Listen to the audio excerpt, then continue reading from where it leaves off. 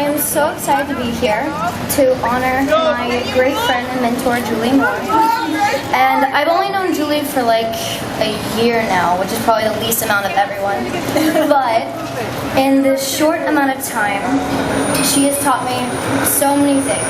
She's taught me how to be a brilliant mom one day, and how to have one of the most amazing, long-lasting careers, and how to be the most beautiful person inside and out. But a really funny story was on our first week of filming.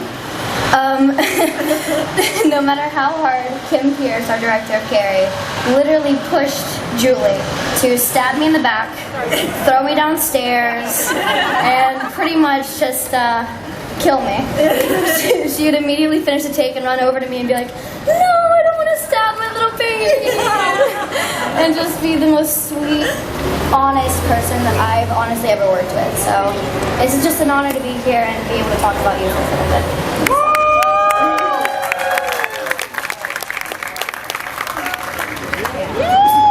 Congratulations. This is perfectly normal. This is what happens all the time. Okay, right? yeah. Just to stand right here while people say embarrassing things about you. Thank you and good morning, Hollywood Chamber of Commerce and all the colleagues and friends, family and fans of the amazing Julianne Moore. This is a glorious occasion. And I promise not to get too political, but it's also a day when much of the United States government has been shut down in part by the Tea Party. Thanks, Sarah Palin. I am actually not saying that politically. I'm actually thanking Sarah Palin, because if it wasn't for her, because without her, I'm not sure when or if I would have met the astonishing Julianne Moore. Like many directors before me, to portray such a controversial lightning rod of a character, to flesh her out, to give her layers of humanity, I desperately needed an actress talented enough, lovable enough, and fearless enough to pull that off. After Julianne took the job, she told me honestly aside and said she was terrified she might screw it up. But she especially didn't want to do a caricature of Palin since Tina Fey had already done that so well. So Julianne did what Julianne does. She read multiple books, listened to hours of interviews, talked to many people who knew and worked with Palin personally. She just became Sarah Palin. It was almost freaky. So much so that while we were shooting, whenever the real Sarah Palin popped up on the news, we thought she seemed like the imposter. About a week into rehearsals and read-throughs, Woody Harrelson took me aside and he said, "Dude," I said, "What's going on?" He goes, he looked a little scared, nervous, and I said, "Woody, what's wrong?" He said, "Dude, do you see what she's doing? It's phenomenal. I gotta work a lot harder to keep up with her, bro. And I'm gonna have to step it up." And that's Woody Harrelson. You know what? I felt the same way. That's what happens when you work with someone as professional and focused and phenomenal as Julianne. Everybody has to step it up. Everyone has to work that much harder. And she's not pushing people or trying to control anything. She's just collaborative and patient and generous, and she's just working. She's just performing at the highest possible level. It's freaking inspiring. I love the challenge. She made me better. She made all of us better. And she makes the films she works on better. This is why so many incredible directors have been desperate to work with her, like Robert Altman, Paul Thomas Anderson, Todd Haynes, Stephen Daldry, and many more. The only downside of working with Julianne Moore is you become addicted to working with Julianne Moore. After her, it's really tough to work with other people. She's completely spoiled me. I have not recovered from having to wrap that film I did with her, and right after doing Game Change, I got to direct two of my favorite actors, Will Ferrell and Zach Galifianakis. Please do not tell them this, but while I was directing them the whole time, I was thinking about Julianne Moore. I try to find other films I can do with her, or ways to work her into films I'm already planning on doing. We're working on a film about Lance Armstrong, and I've started wondering if Julianne could ride a bicycle in drag. If we ever do a sequel to Austin Powers, I'm going to ask her if she would try on Dr. Evil's bald cap. Or maybe she could play Fat Bastard. Knowing Julie, she would throw away the fat suit and put on weight just to get it right. I'm not alone in this addiction. She's worked with many great directors multiple times because they couldn't cut loose from her either. The fine director Bart Freundlich got so addicted to working with her, he married her. Are there recovery groups, rehab groups for directors who freeze up and refuse to work with anyone other than their favorite actors? I'm founding one right now between Joseph Gordon-Levitt, Bart Freundlich, Kimberly Pierce, and me. There's 4 of us right here. We're going to meet the first Thursday of every month right here on this star, just like this. And we'll call it the Must Direct Only Julianne Moore Hollywood Walk of Fame Addicted Directors Anonymous. I'll see you all here in a month. I love you, Julianne Moore.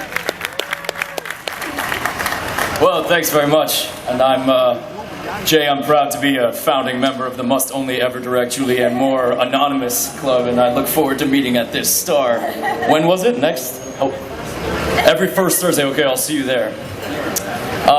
So as was mentioned, I just was lucky enough to write and direct a movie for the first time, and I was truly, truly honored to have Julie take this part in this movie. And I wanted to talk a little bit about rehearsal, because it's becoming increasingly uncommon to get a chance to rehearse doing a movie, especially a low-budget movie like Don John. And I thought it would be really important, and Julie was in the middle of working at the time. She was working on a previous project, not to mention her various other publishing projects, etc. But she made time. She made 2 whole days, and she invited me into her home. And I went and sat with her at her place in New York, and we went over everything, just sitting at a table.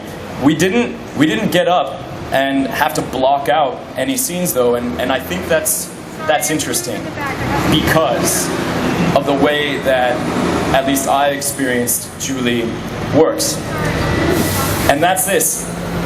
Making movies, it's sort of like catching lightning in a bottle. You don't want to have the real moment happen at rehearsal.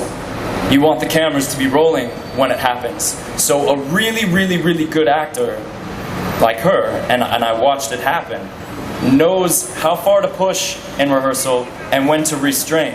And there were a couple times where I was getting so excited because I've been writing these scenes for, years by that point, and was just so excited to have, the actress that I wanted, the first choice of my actress who I wanted to do the part, getting to hear her do this dialogue that I was like, oh yeah, and we could do this and let's do that, and getting really into it, and she would very gently and gracefully rein me in and remind me that we didn't want to get there until the cameras were rolling, because an actress like Julie, she's not faking it when she's performing. She's feeling the things that the character is feeling. It's a very difficult thing to do, and it's a fine line, but an audience can tell it right away. They can smell it when an actor is sort of posing and pretending to feel what they're feeling, or really feeling it. And that's why we didn't have to feel it those days in rehearsal, but we did on the day.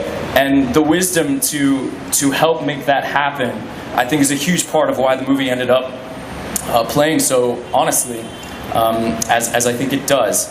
And it's just such an honor to have an actress like you appear in this movie that I wrote. And I can never thank you enough. Thank you so much.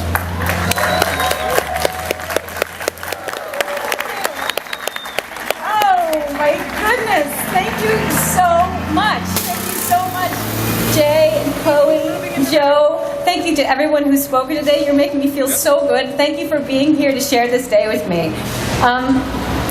Growing up, it never even occurred to me that it was possible to be an actor for a living. I had never met one or even seen a real play. I thought that acting was something that you did for fun after school because you couldn't play sports or you didn't make the drill team. But I did it because my favorite thing to do was read, and it was a way for me to imagine that I was in the book, and I loved it. I loved being inside the story. But being a movie star was even more unrealistic. I didn't believe that they actually existed. I didn't believe that they were real people. I thought that they were something that I had dreamt. But my desire to be in the story superseded my common sense, and I pursued acting anyway in the movies. And also because my parents told me I could do whatever I wanted.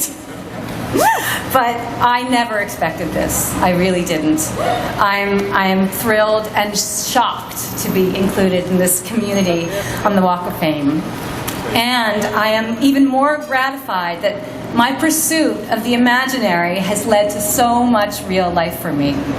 So many people here today have been my partners, collaborators, supporters, and friends, and I have gained so much in my relationships to you, and owe you many thanks. I particularly want to thank Evelyn O'Neill, Josh Lieberman, Bill Sobel, Stephen and Kevin Huvane, and Elaine offers for their support, love, guidance, and their artistry. But most importantly, to the loves of my life, my real life, Bart, Cal, and Liv, I am so grateful for you every day. And thank you for making my real life better than any story I've ever read or ever been in. That's the truth. And thank you so much to the Hollywood Chamber of Commerce. Thank you for including me in this story, in this dream, on this sidewalk with this magnificent group. I am really and truly so honored. Thank you very much.